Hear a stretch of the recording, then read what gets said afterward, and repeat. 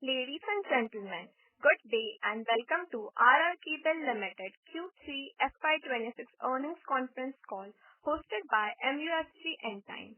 As a reminder, all participant lines will be in the listen-only mode, and there will be an opportunity for you to ask questions after the presentation concludes. Should you need assistance during the conference call, please signal an operator by pressing star, then 0 on your touch-tone phone. Please note that this conference is being recorded. I now hand the conference over to Mr. Devash Dedia from MUFG Time. Thank you and over to you, sir. Thank you. Good afternoon, everyone, and I extend a very warm welcome to all participants on the Q3 and 9-month FY26 earnings conference call of RR Kabel Limited. Today on this call, we have Mr. Mahendra Kumar Kabra, Managing Director, and Mr. Rajesh Jain, the Chief Operating Officer. Before we begin this call, I would like to give a short disclaimer. This call may contain some of the forward-looking statements which are completely based upon our belief, opinion, and expectation as of today. These statements are not a guarantee of a future performance and involve unforeseen risks and uncertainties. With this, I hand over the call to Mahendra Kumar Kabra ji. Over to you, sir. Thank you. Good afternoon, everyone, and thank you for joining us today for our Quarter 3 and 9-month FY26 results. I am joined by our CEO, Mr. Rajesh Jain. The quarter under review played out a macro environment that can best be described as one of the gradual stabilization. Globally, growth remained steady but uneven, shaped by evolving trade dynamics and geopolitical uncertainties.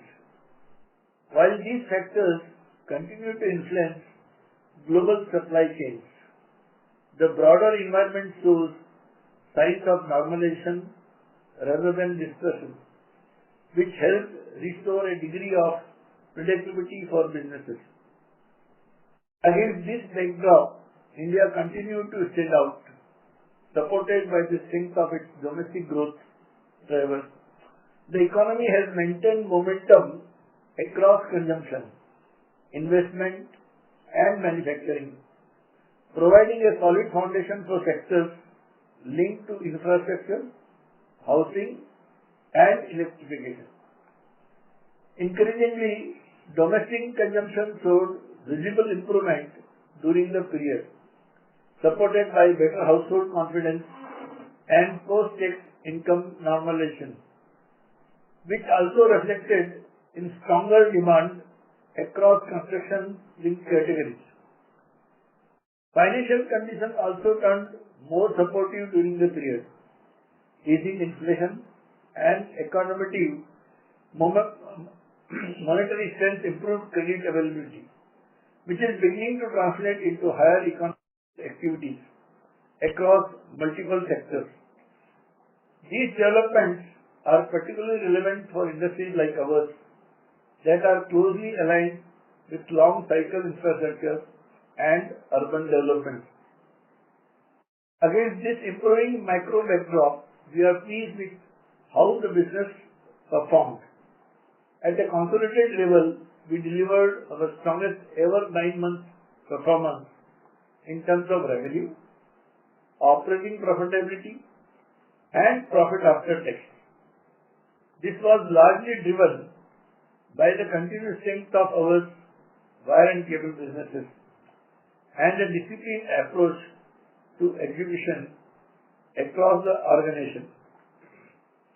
The wire and cable segment saw strong momentum during the period. Growth was supported by healthy volume expansion across infrastructure, construction, and power-related applications, along with the impact of commodity price movements. Better operating leverage, pricing discipline, and tighter cost control helped improve segment performance. In the FMG segment, conditions remained more challenging and broadly in line with industry trends. Demand in discretionary categories continued to be selective. That said, our focus remained on controlling costs, simplifying the portfolio, and improving operating efficiencies. As a result, while losses persisted on a year-on-year basis, we were able to meaningfully reduce losses over the 9-month period. Overall operating profitability improved during the period, supported by the strong contribution from wires and cable and better cost discipline across the business. This also translated into healthy improvement at the bottom line, reinforcing the operating leverage in our model. Looking ahead, while some near-term uneveness may persist in certain segments, the longer-term fundamental for the electrical industry in India remains intact. Infrastructure development, housing growth, electrification, and the ongoing shift towards organized and compliant products continue to support the demand. Our focus remains on disciplined execution, strengthening our core businesses, and creating sustainable value over the long term. With that, I would like to hand over to Mr. Rajesh Jain to share further operational insights. Thank you everyone and have a good day. Thanks, Mahendraji. From an operating standpoint, the environment during the period benefited from improving macro stability, particularly on the inflation and interest rate front. Inflationary pressures have moderated meaningfully, and despite currency movement during the year, the impact on domestic cost structure has remained manageable. The supportive inflation environment enabled a more accommodative monetary stance with cumulative rate reductions, improving borrowing conditions across the economy. Lower financing costs and beginning to support housing demand, infrastructure execution and working capital efficiency across the value chain sectors that are directly relevant to our industry. While volatility in copper and aluminum prices persisted during the period, improved pricing discipline across the industry and tighter procurement controls helped maintain stability. Our focus remained on optimizing sourcing, strengthening supply chain efficiency, and managing working capital prudently.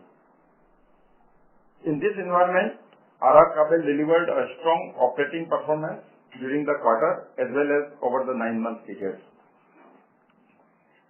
Starting with the consolidated performance, revenue from operations for Q3 FY26 stood at rupees 2,536 crores, representing a 42.3% year-on-year growth compared to rupees 1,782 crores Q3 FY25. This growth was preliminarily driven by strong momentum in the wires and cables business, supported by healthy volume growth and improved realization, mainly due to higher commodity prices.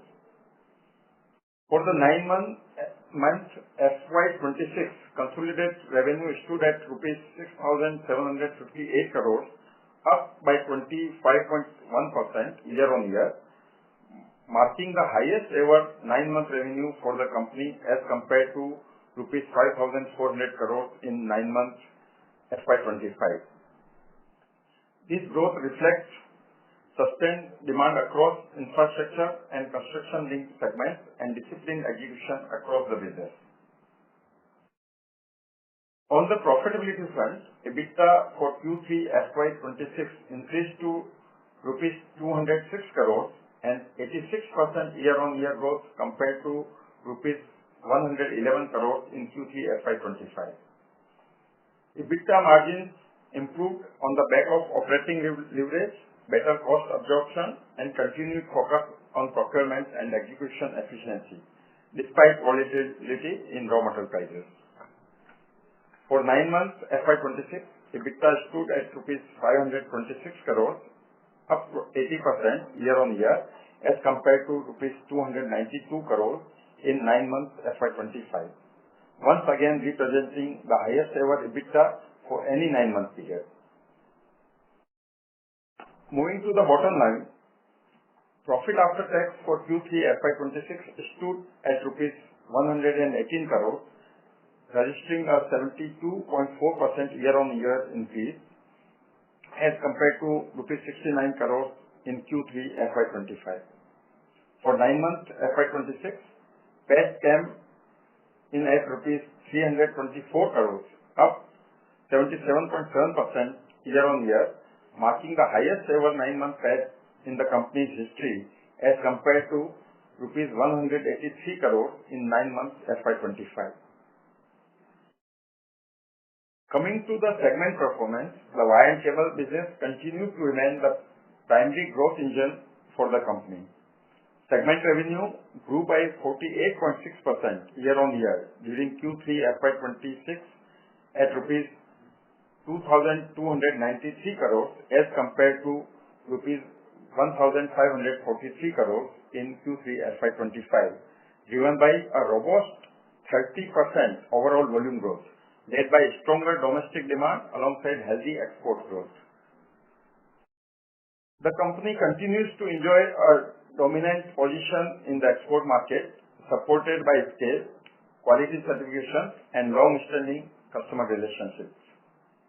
Segment profitability also improved significantly, with segment profit recording at 84.9% year-on-year growth at rupees 199 crores as compared to rupees 108 crores in Q3 FY25. Turning to the FMEG segment, revenue for Q3 FY26 stood at rupees 243 crores compared to 240 crores in Q3 FY25, reflecting a steady year-on-year performance broadly in the line with industry trends, amid continued caution in discretionary demand and channel level adjustments. From a profitability standpoint, losses remained largely restrained on a year-on-year basis and were significantly curtailed on year-on-to-year basis, driven by focused cost reduction initiatives, portfolio rationalization, and improved operational efficiency, supporting a gradual move towards a more sustainable profit trajectory. Looking ahead, we remain cautiously optimistic about the outlook. While the near-term continues may remain mixed in certain segments, the medium-term fundamentals for the electrical industry in India remain strong. Infrastructure spending, housing growth, and the structural shift towards organized, compliant, and branded products continues to gather pace, supported by rising awareness around safety standards and regulatory compliances. During the period, the company incurred capital expenditure in line with its overall CapEx plan, supporting capacity and efficiency enhancement in line with robust industry demand and long-term growth opportunities.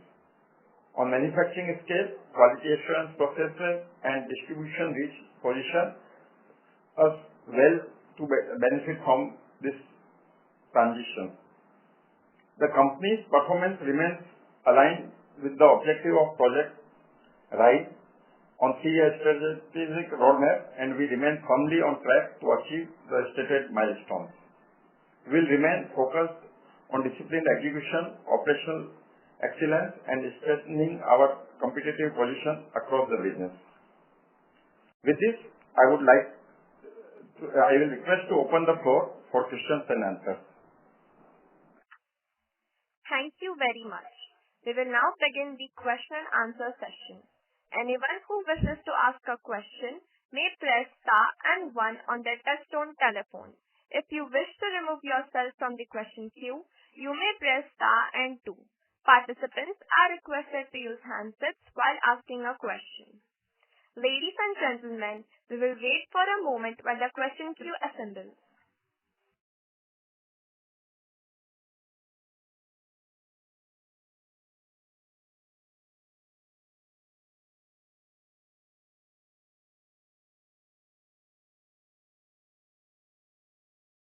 Participants, you may press star and 1 to ask a question. The first question is from the line of Natasha Jain from Select Capital. Please go ahead. Yeah. Thank you for the opportunity and congratulations team on a good set of numbers. So my first question would be broadly on the wires and cables demand on the ground. So if you could, in a little detailed color, tell us how the demand is on the ground right now. How is the inventory position? And because of copper rising so sharply, is the channel seeing issues in terms of working capital? So that's the first one. Thanks, Natasha, for your question. In wire and cable, we have seen a very good growth in demand, particularly due to rise in every sector, be it real estate or industrial demand, and even in export market also. Of course, we have seen extraordinary volatility in last quarter, and even it is continued in this quarter also. Since prices have moved by almost 20-25% in just in single quarter, so there were pressures on working capital at our channel side also we have seen. But at the same time, we have seen a good, since the demand is good and everyone is stocking up also, so we have seen a good effect in Q3 of FY26.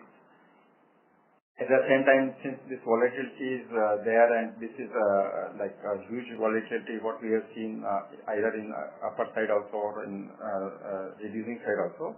So this will be like managed as we keep doing in previous also, that in lag manner we will keep passing on this impact of prices to our consumer and customers. Got it, sir. So ideally, how much time would it take for such a sharp rise to be passed on to the channel and then to the consumer eventually? Or can there be any slowdown in projects, or especially in housing projects going forward in the near term? See, one thing you need to appreciate that cable is like category C or cost C category item for any project, wire and cable. Because what happens, ultimately consumption will not be reduced just if prices are increasing or decreasing for in a smaller time frame. If somebody is building a project, the wire and cable may cost around 1 to 1.5% of their total cost only. So demand will be there always. The only thing, the stocking up by dealer may reduce or increase on smaller time frames. Got it. And so one last question. So usually you've mentioned even previously in your Concall that the industry is set to see a 15% CAGR. So are we on track for that number even in calendar 26? Yes, if I talk about India growth, as earlier also I said that this industry is expected to grow at double of the GDP growth. So if India grows at anything between 7 to 8%, then this industry is expected to grow in 14-15% range. If we talk about us, then of course with this 30% kind of volume growth in this quarter, we will able to achieve around 17 to 18% volume growth for 9-month period. And this is in line with our business plan and growth strategy. Got it. Thank you so much, sir. I'll fall back in with you. Thank you. The next question is from the line of Dhruv Jain from Ambit Capital. Please go ahead. Thank you so much for the opportunity. So my first question is that if you could just give us the data with respect to volume growth for this quarter. And, which segments have grown faster, wire segment, cable segment, and even on the export side, if you could just give us some color just to understand numbers better. So our overall volume growth in wire and cable is around 30+%, where wire grew by almost 30%, while cable grew more than 25%. And even when we see domestic and exports, in domestic, we grew by in value more than 50%, or even in volume more than 30%. It was in domestic, while in export it is about 25%. So overall, we got volume growth by all segments, be it wire or cable or domestic or export. Sure, sir. And just sir, one clarification. So we've seen margins dip a little bit QOQ, while YOY they are significantly up. So is it that you've not passed on the full impact of copper inflation? Is it because of that, or is it because of some other factor? So if you see segment margins, it is slightly reduced when you compare with previous quarter. But as I said, passing on the price is continuous process. And there will be some lag impact. So it is like continuously processed. And as I said, in just a single quarter when prices rise was almost 25%, still the impact on margins is hardly 0.5%. So it is in line with, or rather I will say better than industry, what others have done. Sure. And just on capacity utilization and just capex coming online, so if you could just give us an update on that front on the cables side especially. So if I'm not wrong, there was one more phase of capacity in cables that was going to come on stream in March. So just wanted to check if you are on track and if you could just give us the capacity utilization numbers across wires and cables. Thank you so much. Yes, so our capex plan, where we have planned to invest around 1,200 crore over a period of 3 years, in which like almost 80% will be invested in cable side only. And we have planned this capex in such a way that this will be able to service my demand growth of 18% volume growth, what we have planned on a yearly basis. So in phase manner, capacity will keep coming and will keep utilizing. Of course, if I see from capacity utilization point of view, we are almost at 70% in wire side and 90% in cable side. So one more, I think, one more increasing on the cable side in March, right? So as I said, this is like continuous process where we will keep increasing our capacity in phase manner.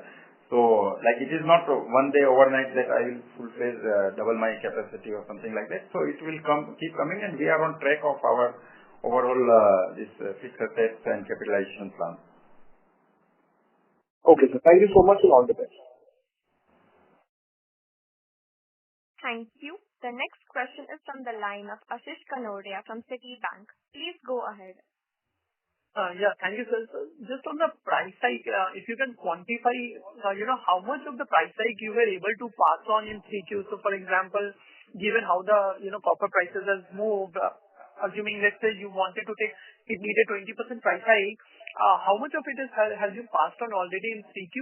And if you have taken any incremental price hike in 4Q as well? So Ashish, this is continuous process, and it is not like point to point we can point out, but if you see like any increase, say by 2%, 3% or 4%, we need to keep changing our sales price also. So it was like continuous process. In the month of December itself, we came with 2 new prices. Even in January, in Q4 also, since there was like upward movement in last week of December also, so there was like prices, even in the 3 price rise in January also. So it is continuous process where you have to change your sales price based on movement in metal prices. Sure, sir. And just on the pricing behavior, if you look at all the top 3-4 players, including you, how is the pricing behavior like?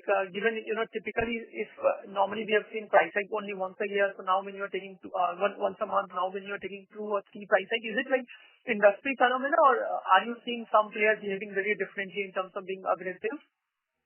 No, at the industry level, almost this will remain the same practice because nobody can absorb this kind of price rises. Ultimately, it will impact directly your profitability. So you have to keep changing. The only so it is rather than time period, it is based on the degree of volatility. If prices are rising, say by 3%, 5%, so you keep changing. So sometimes we have to change our pricing even within a week also. Sometimes it will keep stable for 2-3 months also. So ultimately, it will keep behaving like that only, and particularly in this type of volatility, there will be frequent price changes. Got it, sir. And just last one, January also has been pretty volatile. So if you can give some quantitative color in terms of how the demand trend has been, and also how the channel inventory was at the end of January. Well, even in January also, till like last day of January, the copper prices were on upward side also only, and we have seen a good demand good demand also in market. At the same time, see, you will appreciate, as I said, this is like continuous consumption will always be there. The only thing, there may be some like for a month or maybe for 15 days, there may be some stocking or destocking, but otherwise we need to see in a larger time frame also, and from ultimate consumption point of view. Sure, sir. And just last question, when I look at the payable days, it has increased this quarter. So anything to read into that? No, it's like working capital management only, and it is regular process of business where you can keep adjusting your payable days and receivable days. But if you see our overall working capital days remains in line with what we have projected at the beginning of the year. Sure, sir. Thank you so much. Thank you. The next question is from the line of Achal Lohade from Nuvama Institutional Equities. Please go ahead. Yeah, good afternoon, sir. Thank you for the opportunity. If you could clarify in terms of the margins, how do you see it playing out in fourth quarter, assuming the prices remain stable at today's level? Do you see, QOQ margin expansion, or given the volatility, even fourth quarter margins could actually fall a little bit compared to 3Q? Oh, but as you said, if prices remain the same or volatility is like comparatively less, then there should not be any impact on margins. So, in my sense, it seems there will not be any impact, and it may be like whatever we had guidance in the beginning of the year, where we want to project 100 basis improvement until Q3, we have done the same. So it will be in line with here where we have our yearly plan is considered. So I'm just trying to extract numbers. So it was 9.9%. And if you're saying you can have a 100 basis point improvement, you are talking about 9.5% plus for the fourth quarter if prices were to remain stable from today onwards. Have I understood right, sir? No. It will be very tough to predict exactly for quarterly numbers, but you have to see business as in a longer frame where, like, when we are targeting around 8.5% on yearly basis, so we'll be in line in that line only. Understood. The second question I had, and again, it's a bit theoretical. If copper prices were to fall back to $10,000, which where they were before this sharp increase, how would that impact us, as an industry and also as a company in terms of the volume and the margins? If you could give us some sense. So there are two aspects. One, of course, there may be some impact because it is like psychological things, and if such kind of huge reduction in prices come, then there may be some pause in demand, not at consumption level, but at stocking level. So we may see some slowdown in at least in terms of revenue, because when you are assuming like almost 25% further prices are going down, then there may be some impact. Nobody can neglect that. But at the same time, we have to see a business in little bit longer time frame where we are quite confident that based on the fundamental growth or plans, this industry will also grow, and we have our own growth plans. Fair. And regarding margins also, as I said, okay, if theoretically we talk, then the lower the LME in the percentage terms, it may go up also. But at the same time, since there may be some inventory impact also, so there are so many aspects. There may not be any perfect guidelines for that. Fair point. Another question I had, in terms of the export, given the recent announcement of the EU trade deal, can you give us some sense, given our exposure is probably the highest among all players, how does it benefit? What extent the benefit could be? So, Achal, this announcement may take impact after maybe 12 months or so, but theoretically it seems a very good treaty where, of course, since we are almost our 40% exports is to European Union, so we can get good traction. But even otherwise also, we have our own good growth plans for export market, and as you can see, even in last quarter also, we have seen good growth, and it is like continuous process. Of course, this treaty or this situation may impact for slower time, but overall, particularly this treaty announcement is quite favorable for our wire and cable business. Understood. And just last question, if I may, sir, inventory with the channel. What is the typical inventory and what is it today according to you? I think normally they keep inventory of 25 to 30 days channel, and it might have increased by maybe another 5 to 7 days, because you will see that already this value is increased by 20-25%. So they also have some limitations in terms of how much investment they can make. So not that much increase. Inventory has not increased that much, because in terms of value that might have increased, but at the same time in terms of days it is maybe increased by another 5-7 days. And maximum, what kind of inventory days have you seen like they can go up to in the past? I don't think at these levels anybody can increase, but at maximum it can go by 45 days, at max, what I think. Because finance costs a lot in this business. Fair point. Thank you and wish you all the best, sir. I'll fall back in the queue for any further questions. Thank you. Thank you. The next question is from the line of Sandesh Shetty from HSBC Bank. Please go ahead. Hello, good afternoon, sir. Am I audible? Yes, please. Sir, what is the 9-month capex that you have incurred for wires and cables business? Around 280 crores we have done in 9 months. And sir, on FMEG, now that the demand environment has also not been good in the last 9 months, how do you see the turnaround, and by when we can expect the profitability in this segment? What are you penciling in?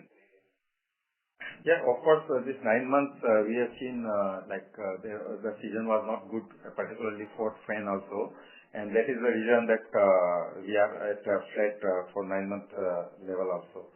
But at the same time, on profitability front, what we have planned to achieve profit, not profitability, but green in EBIT level in FMEG by this quarter, which is Q4 of 26, and we are almost on line, because if you see even in this Q3 where growth was like almost flat, but still our losses are in the range of 5 crore only.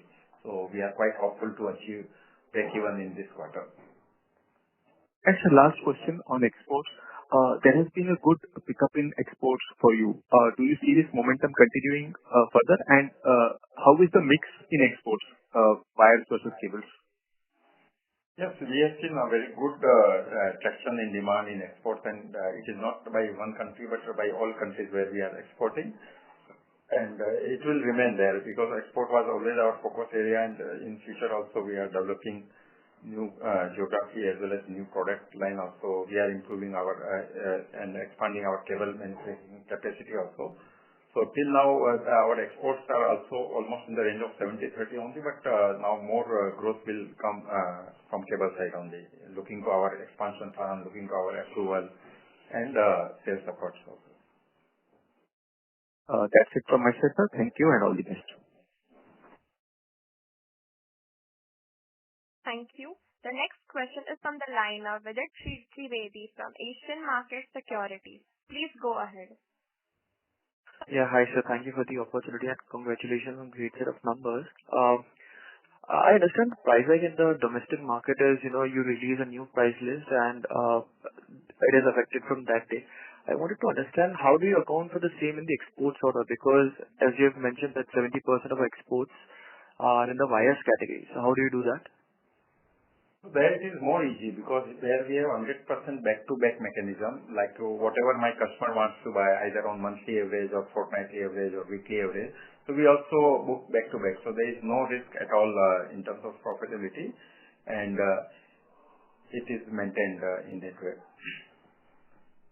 Good, sir. Sir, on the EU trade deal, we almost do 40% of our sales to the European Union. My question is that, what has changed for us? What was the duty structure pre-EU trade deal, and what is the expected duty structure post the deal? And how are the receivable cycles in the exports market?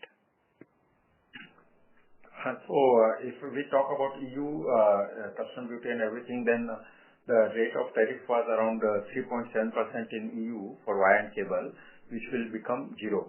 Still, the details are not that much clear when it will be effective, but ultimately it will be going to huge beneficial for wire and cable industry, and particularly since we already have established market, so it will be more beneficial to us. And if we talk about receivables, our majority of the receivables are like secured by terms of LC. So, and by the time it reaches, we get the amount also. So it varies from 30 days to 60 days. Got it, sir. And so just last one on the creditor days, it has inched up to 42 days in December 25. So, is it more like improvement in the working capital driven by structural efficiency, or is it more a function of extended supplier credit that may normalize in the later part? So it's like balancing between my overall working capital when these prices were also increasing. So we developed few credit lines to have efficient control and uses of my working capital. So it will keep changing as per the situation, but we have sufficient credit lines available to handle this business. So should we assume that, the overall working capital will be in the range of, 50 to 60 days? Is it a fair understanding? Yes, yes. That's what we target to remain in that line of 50 to 60 days only. Thanks a lot, sir. That's all from my side. All the best. Thank you. The next question is from the line of Rahul Agarwal from Ikigai Asset. Please go ahead. Hi, sir. Thank you for the opportunity. Good afternoon. First question to Mahendraji. Sir, over the last year, we've seen some senior management changes in the company. As of now, it's all done, and are there any pending gaps right now to be filled? If you just talk about the senior management team at RRP. As you can see, there is a good improvement in this financial year. And team being a young and very dynamic and very aggressive in the working, we continue with this. Any gaps to be filled ahead, or is it all done? No, it's all done now. Okay, perfect. Okay, got it.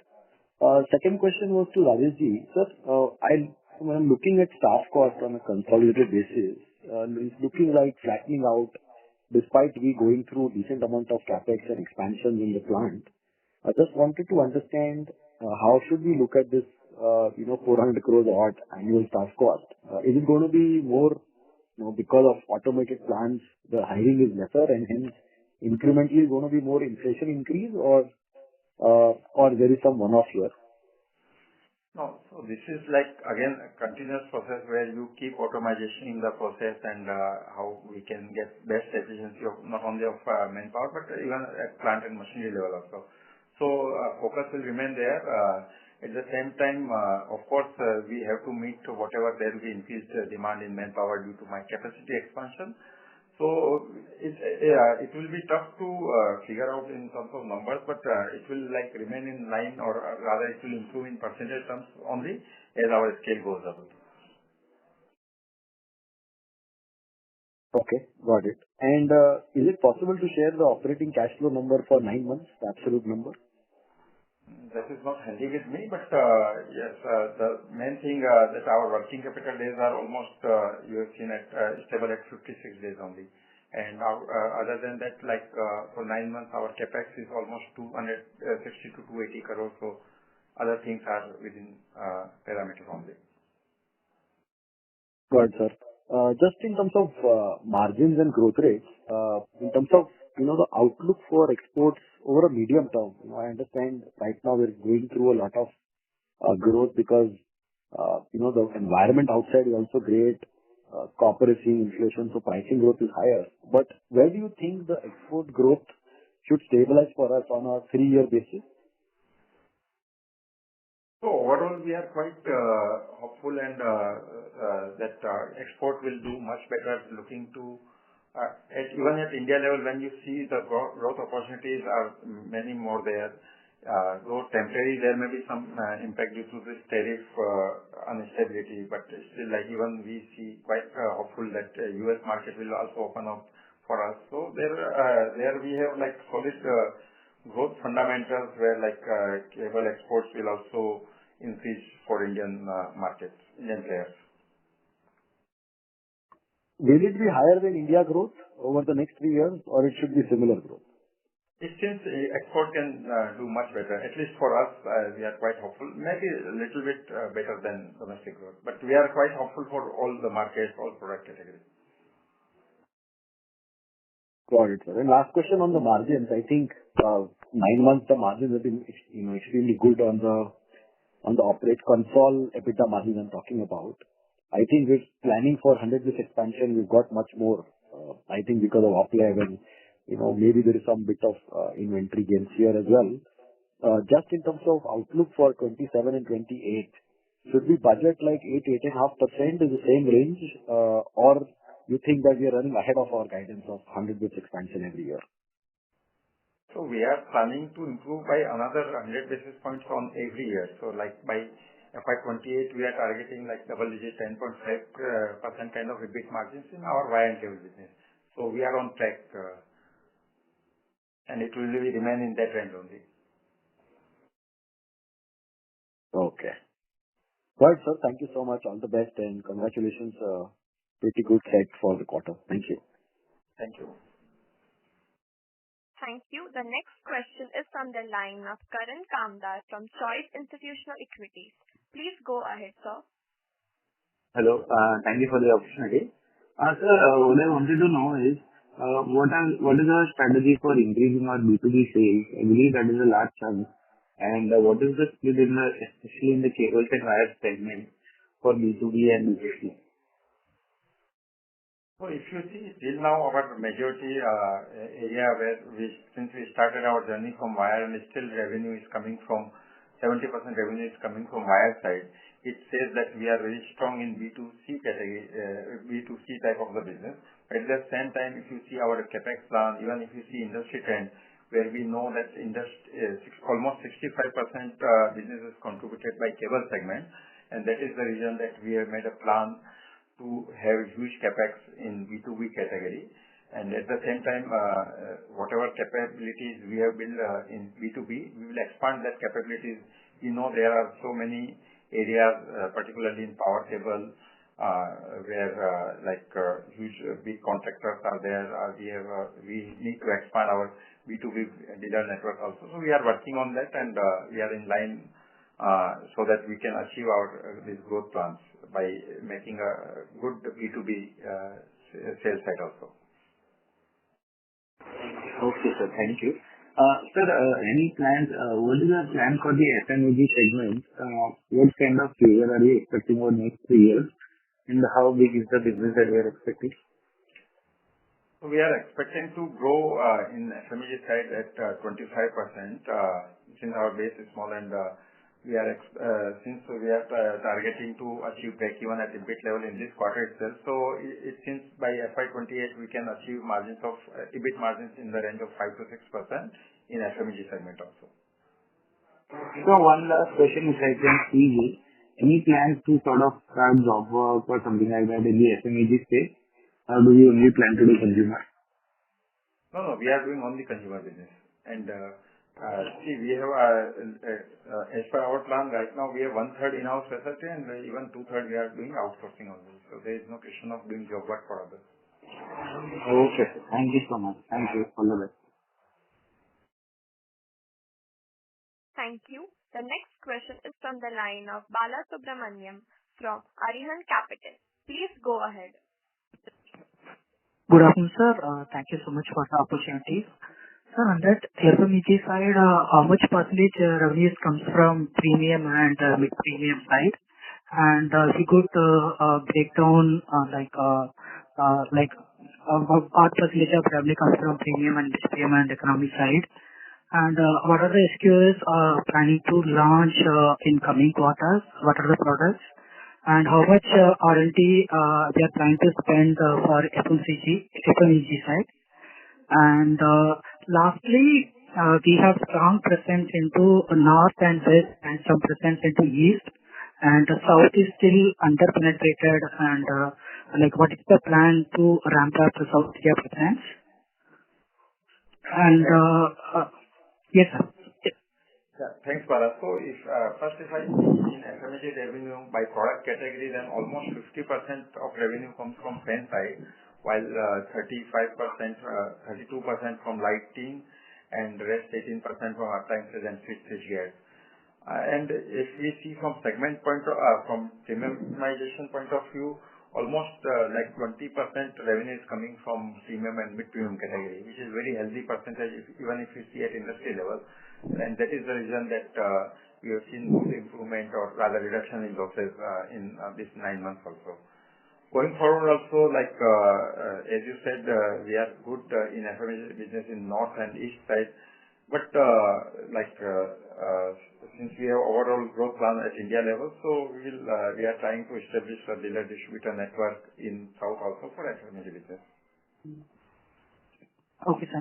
On that FMEG distribution side, what is the mix between dealers, retail chains, and online like e-commerce? How the channel mix is right now evolving? So in FMEG business, we are almost 10% we are getting from e-commerce side, while 90% is through dealer distributor only. And in wire and cable, of course, it is 100% through dealer distributor only. And we have, like if you see, we have more than 6,000 dealer and distributor all over India, and more than almost 150,000 retail points. So we have reasonably good presence all over the country. The only thing, wherever we do not have very strong presence, there we need to increase the depth of our sales and distribution. Got it, sir. Thank you. Thank you. The next question is from the line of Rakshal Jain from White Oak Capital Asset Management. Please go ahead. Hello. Congratulations on a good set of numbers. I just wanted to confirm also, what is our cost of borrowing? I know we have little borrowing on our balance sheet. Still, what is the cost of our borrowing? You are asking about cost of borrowing? Yes. Yes, so it's like around 7% is our cost of borrowing, because it is mix of my export loans and domestic trade facility. So it's like in line or rather better than industry average. Okay. Thank you. This was my question. Thank you. Thank you. The next question is from the line of Rohit Charan from iThought PMS. Please go ahead. Hello, sir. So my question is I'm new to understanding this industry, so I just wanted to understand the value chain, the supply chain of this entire industry. So in the entire supply chain, you supply to the distributor and they sell it to the dealer and then it goes to the retailer. How does it go? Like the distributor sells it directly to let's say a B2B, like to the end real estate player or to a power company, or how does it happen? Can you explain that? So there are two lines of business. One where it is B2C category, where wire is sold through retailers. So there we have dealer or distributors who further sell to our retailers, and they ultimately sell to end consumer. While in B2B category, one we have bigger dealer distributor who sells to direct projects also, and in sometimes even we directly sell to project customers like big industry or big government supplies also. Though right now our this mix of B2B is less than industry average because we are widely focused company, so we have more distribution-led business only. But it is like as per customer and as per business, it keeps changing. Got it. Okay. And I got that answer. Thank you so much. Okay. There was a recent management hiring in the last 2 days, I think, so you put in a site exchange. So is there any intent behind this, new senior hiring happening and reshuffling of some people towards the senior position? No, it's a continuous process. As earlier our MD also said that, there will be growth plan and it is continuous process where we may keep hiring and as per our strategy and to meet our growth plan, there will be regular, these are regular things, nothing special, extraordinary. Oh. And this last question. So copper prices, they have been very volatile. So in the last 1 week, it has crashed a lot. So I think we are told there will be some destocking risk probably which can happen to distributors. But is it this volatile trend continues for another 2 or 3 quarters of going up and down the copper prices, aluminum prices? Like how would it impact our margins, all that part? So as in earlier also I said, it is almost impossible to predict the material prices, and it may have some impact either side, because if you ask before 3 months, nobody was expecting that 25% it can go up or maybe down also. So as I said, it is a continuous process of our business where you keep changing your selling prices based on your this material cost. So it is there may be some impact if you see in very short term of 1 month or maybe 1 quarter, but ultimately since consumption will always be there, so it is continuous process where you keep changing your sales prices and maintain your margin and protect your margins. Got it. Just one last question, if I could slip in. Like in the regional players, like in South India, there's Orbit Cable, and in West, I think there is someone else, listed players. So how are we planning to be players in their regional spaces? Like once distributors normally they're kind of sticky to their brand they choose, right? Because they get better channel financing. So how do we plan to enter markets which are already matured? Yeah. So again, this will be continuous process where every player, not only RR Kabel, but every player would like to enhance their market presence through their ATL, BTL activity or distribution expansion. And at the same time, though there are many national players also, but everybody has their own strong area or area of growth. And same for us also, like we are very strong in few states, while in other states we need to increase our market presence or growth share in that market also. So it again, it will be like continuous process, while right now we are very strong in north and west part of the country, while yet we need to expand our business in east and south also. Okay, thank you so much. Okay, thank you.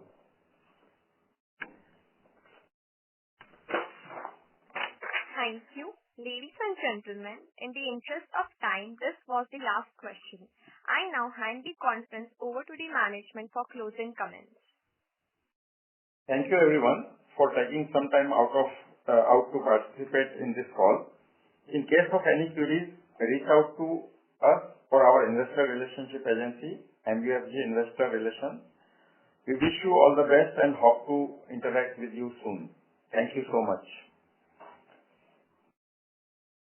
On behalf of MUFG Intime, that concludes this conference. Thank you for joining us, and you may now disconnect your line.